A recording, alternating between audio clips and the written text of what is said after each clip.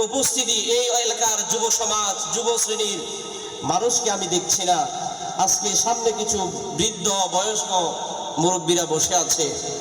প্রিয় উপস্থিতি, এই যুব সমাজ পৃথিবীর শুরু থেকে, ইসলামের প্রাথমিক যুগ থেকে নিয়ে শুরু করে রাসূলুল্লাহ সাল্লাল্লাহু আলাইহি ওয়াসাল্লাম তাহার জিন্দেগিতে 27টি যুদ্ধ সংগঠিত করেছেন। এভাবে অধিকাংশ যুদ্ধের মধ্যে রাসূল স্বয়ং উপস্থিত ছিলেন। সেই যুদ্ধের মধ্যে সেনাবাহিনী ছিল যুবক। সেই যুদ্ধের মধ্যে যারা যুদ্ধে অংশগ্রহণ করেছিলেন অধিকাংশই ছিল যুবক।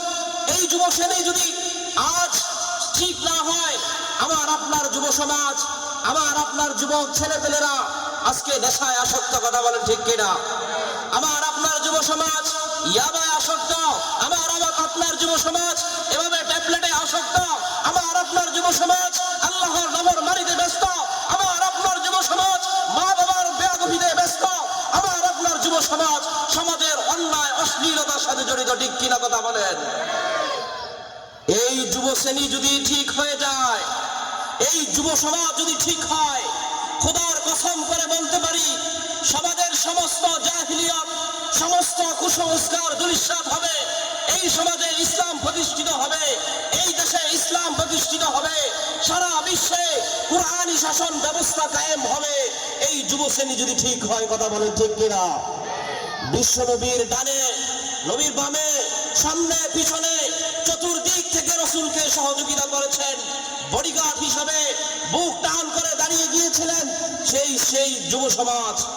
আজকের এই যুব সমাজ যদি ঠিক না হয়, আজকের যুব সমাজকে যদি আমরা কাজ করতে না পারি, তাহলে আমার আপনার এই সমাজ, আমার আপনার এই দেশ, আমার আপনার এই জনপদগুলো আল্লাহর গজব আসবে।